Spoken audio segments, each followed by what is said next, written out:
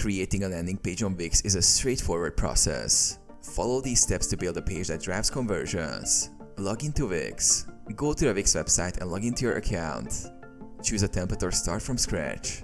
In your Wix dashboard, click on Create New Site or go to Site, Create New Page if you're adding a landing page to an existing site. You can either select a pre-designed landing page template from Wix's library or start with a blank page. Customize the layout. Once you select a template or blank page, use the Wix editor to add and customize elements like text, images, buttons, and forms. Make sure the landing page is simple, clean, and focuses on a clear call to action like sign up, shop now, or learn more. Set up a form or CTA. Add the form or CTA button to capture leads or drive conversions. Customize it with relevant fields and connect it to your email or CRM.